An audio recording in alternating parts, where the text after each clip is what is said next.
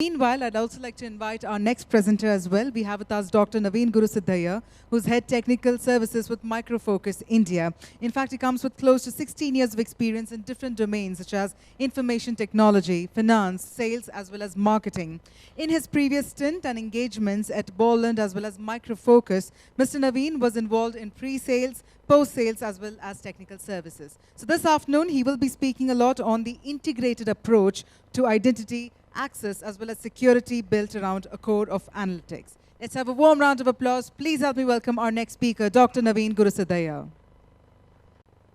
Respected senior experts in the room, my dear industry colleagues, and my dear organizers, thank you so much for this wonderful opportunity to address this August gathering, and a very good afternoon to one and all.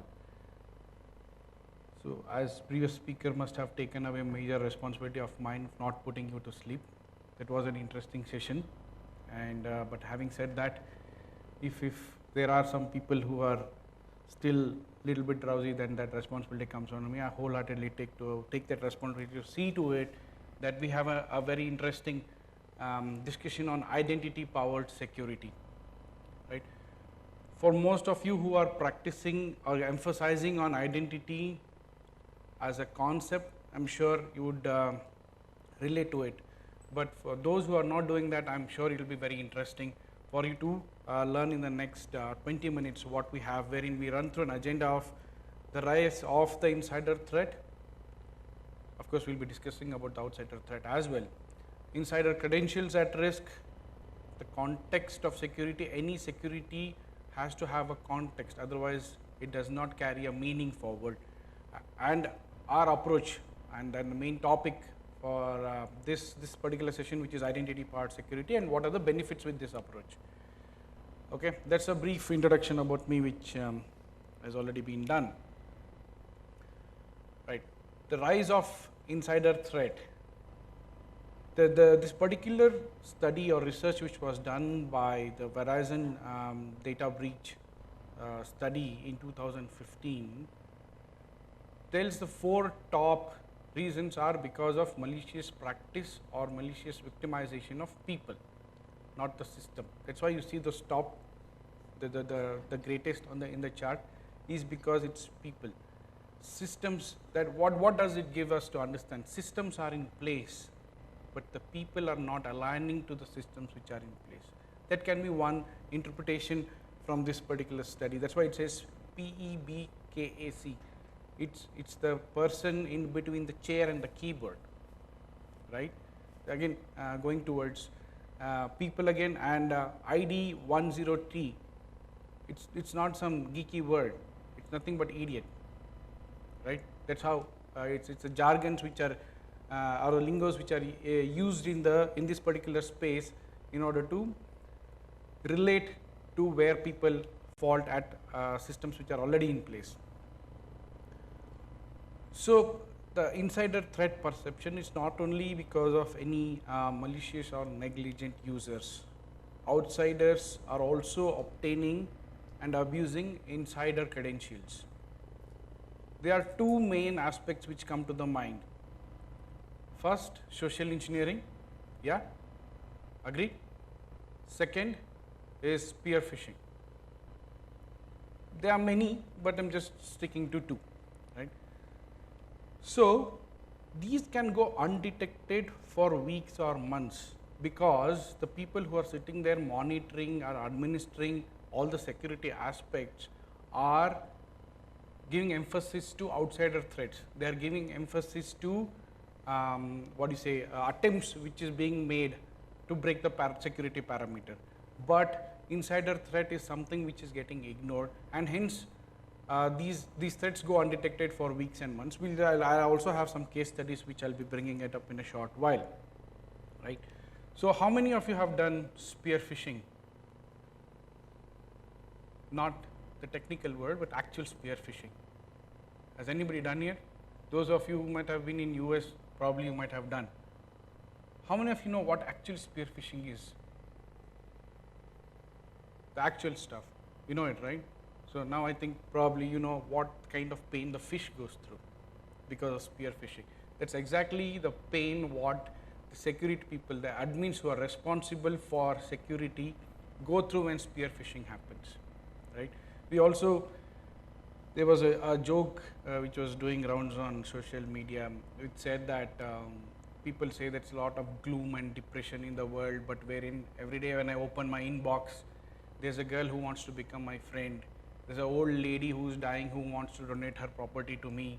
There is some rich guy in US who wants to give away some $5 billion to me. Why is there so much of gloom in the world? I don't understand when this is the case. So, yeah, all of us know that's the spear phishing what actually relates to the security aspect of it. So, credentials are completely at risk, and how do we handle both outsider and insider risk by a new approach or a proven approach, which is identity powered security, right? So let's start with one by one, right? Organizations struggle to control access, right? You understand that.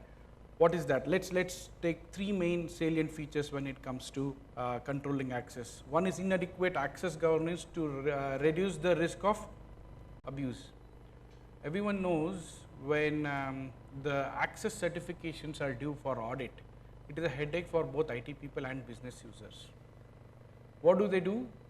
They just give, like they kind of do a rubber stamping in order to see to it that the audit is through.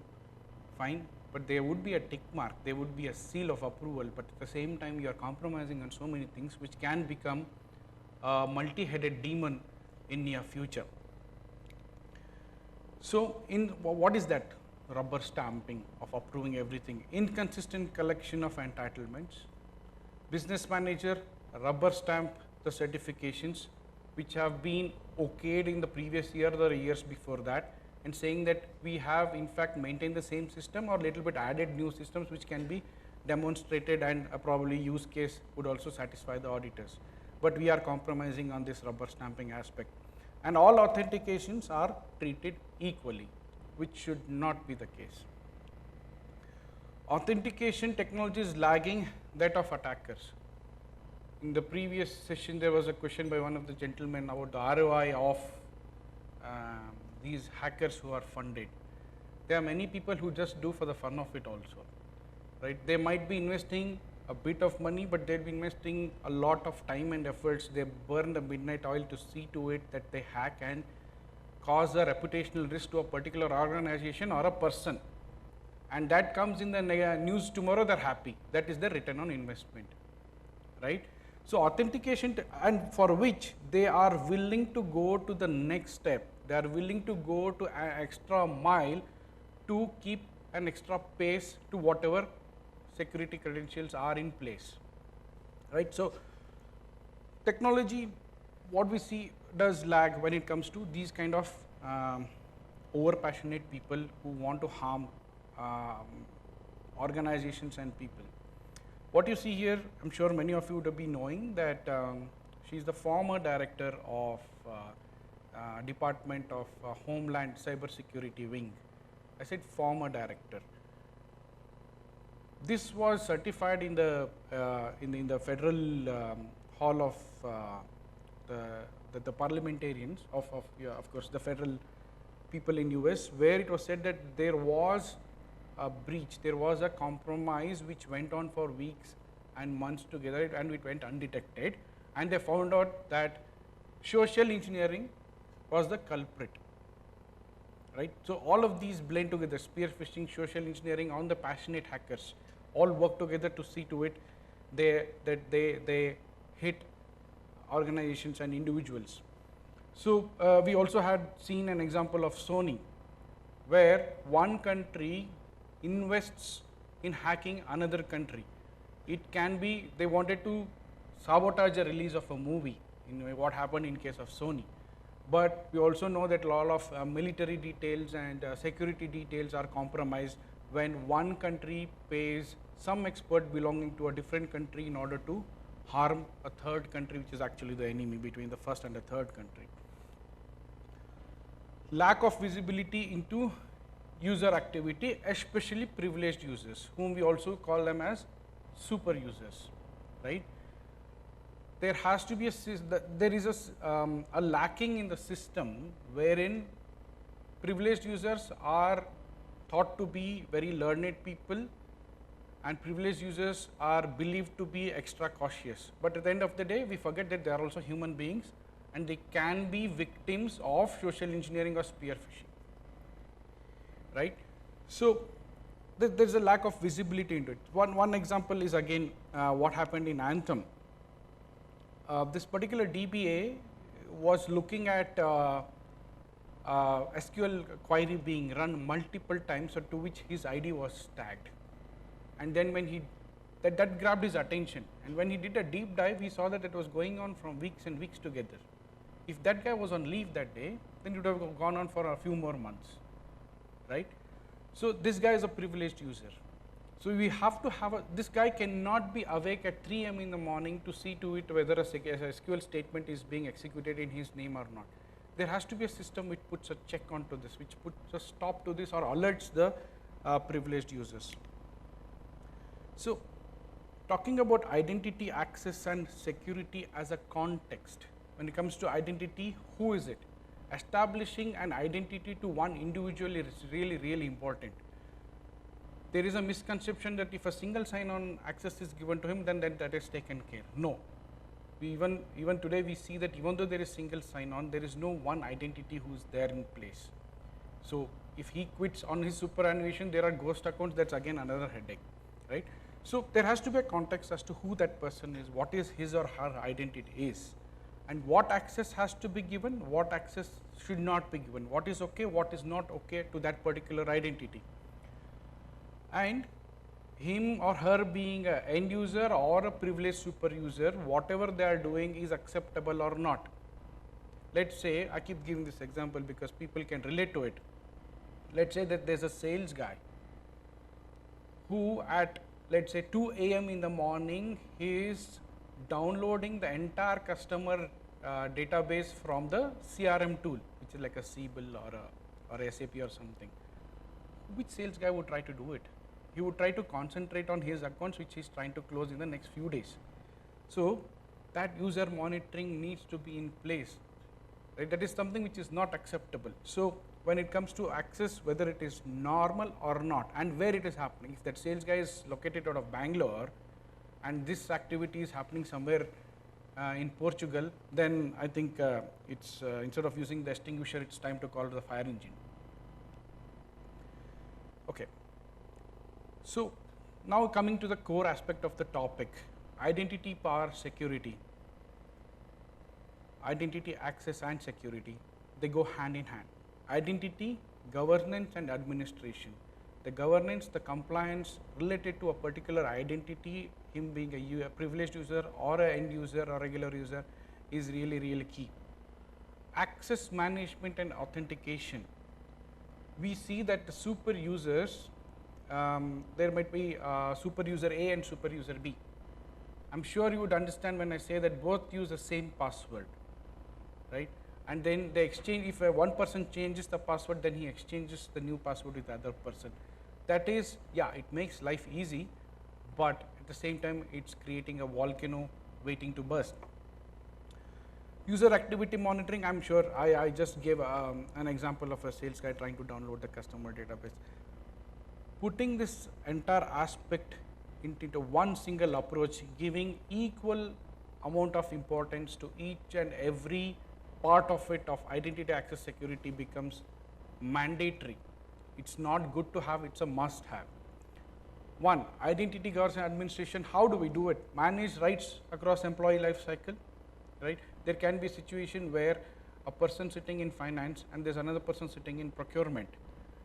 If one person gets to approve the finance and the procurement, then anti-bribery law starts applying. So what do? You split the role and see to it that the finance guy and the procurement guy are separate, but at the same time the procurement person, in order to say okay to pass the invoice for payment, has to be given a certain amount of privilege, right? So he becomes a semi-privileged user. but which is again mandatory for the business to carry on. You need to see to it that, let's say, whenever there's an approval or a request coming in from finance, the procurement guy is given only that request to say okay or put a tick, nothing else, right? So minimize the number of standard and privileged users. Minimize the rights users are granted through access certification. Quickly touching upon the next aspect, which is self-service access request approval and fulfillment. Enable the business to request and approve access changes. Changes are necessary evil, but access changes have to happen at a faster pace in an easy manner. Fulfill access in minutes and not weeks or months together. Revoke access quickly and accurately in connected system. As soon as that person is transferred to a different department or he resigns, you have to quickly revoke the access in order to see to it ghost accounts are not there anymore. Access management and authentication, password, single sign-on, all of that we know, we understand, and we have also put it into practice. But use common controls across enterprise and cloud apps, which is the thing which, as we speak today, which is cloud apps. Leverage adaptive multi-factor authentication, right? Passwords is fine, but now we are looking at an era wherein passwords, multi-passwords, let's say a password then added by a OTP is not enough. You have to have a multi-factor authentication, which can be like biometrics, your fingerprints or palm or even iris scan. So sounds like something like a James Bond movie, but this is certainly the need of the hour. We have to be futuristic, right? Future planning is really, really important in order to minimize the complexity which can stare us later during the day. Like you might be thinking that when a flyover construction starts, you might be thinking there's no traffic here, I don't know why. Might be the BBMP fellows want to make some money, that's why they're constructing a flyover, wherein they're trying to be futuristic ready. That's what here multi-factor authentication I would like to relate to. Investing them is really important. We do have iPhones and laptops which do scan your identity through fingerprints, right? So that's what I mean. User activity monitoring, we have, I think, discussed quite a bit. Is the activity outside defined control policies? One example of sales guy I gave is activity associated with a known person or a service needs to be looked at. One particular case study here, monitoring challenge is not a lack of data. Data is available in abundance. As you can see, Target appears to have failed to respond to multiple warnings from the company's anti-intrusion software. They invested in their software and deployed it, but they ignored the alerts which were coming in.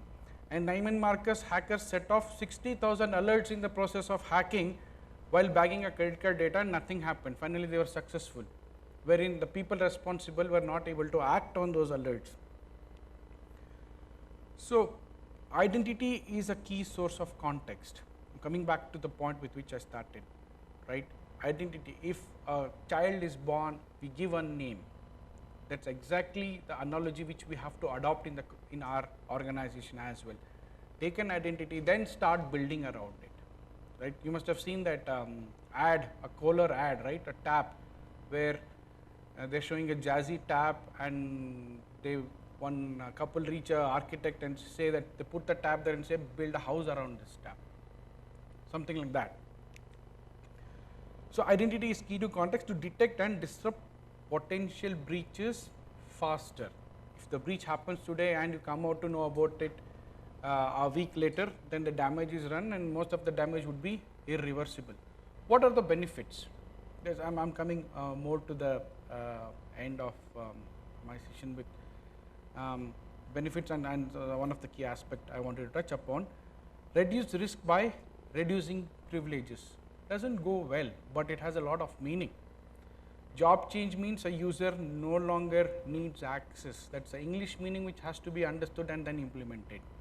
Fine privileges for users no longer employed.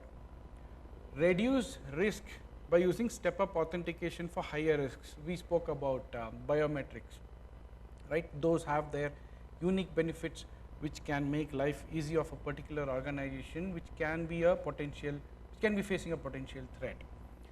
Reduce risk by identifying abuse of privileges, right?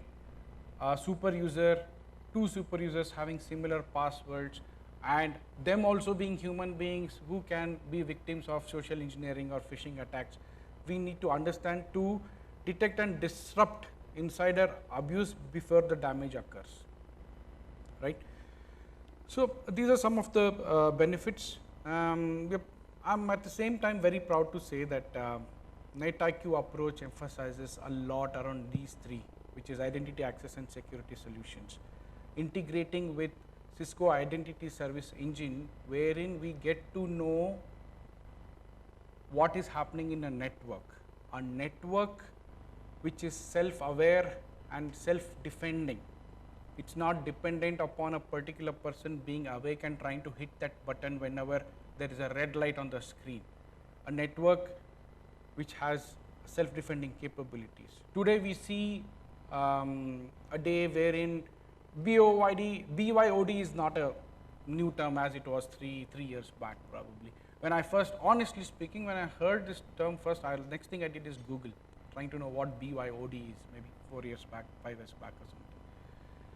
Today it is not the day of where people are bringing in their own devices which are 4 to 5 in numbers. We see 10, 20 in numbers, right?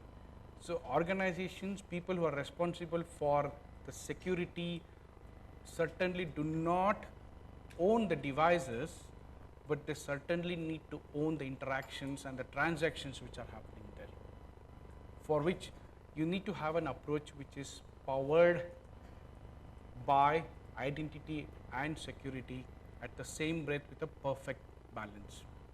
So that brings me to the end of my presentation. I hope I didn't put people who are awake to sleep, and I was also able to awaken the people who are about to go to sleep, right? So I don't know how I've done on time. I think it looks like I've done quite well on time, right? So yeah, I would love to have it. Yep, sure. So I have a prompt saying that I can, yeah, please go ahead.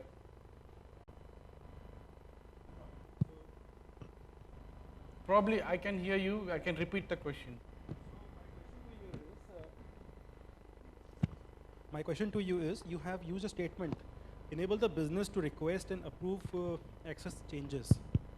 You have a Sorry, come again. I have made a statement. You have a statement in one of your slides under the section self-service access request and approvals. It's written, enable the business to request and approve access changes. If I consider business as the one like there are departments in an organization, probably HR, probably finance and all that. Right. They being non-technical, or I would use the term layman with respect to technical layman end users. Yeah.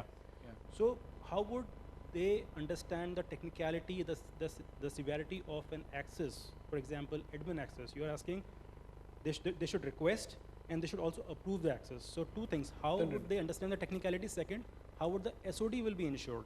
The segregation of duty here. There's a slight change, a difference in what I said. See, I agree with you when you say that how can they request access?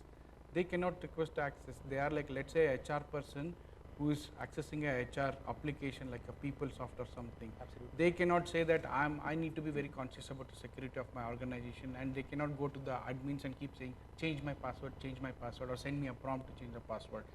What I'm saying is the system has to be in place wherein a request for access, it can be a privileged access, or in this case it's a regular access. The system takes care of that to see to it that changes whatever are happening. It can be password policies or group policies which are deployed in the system.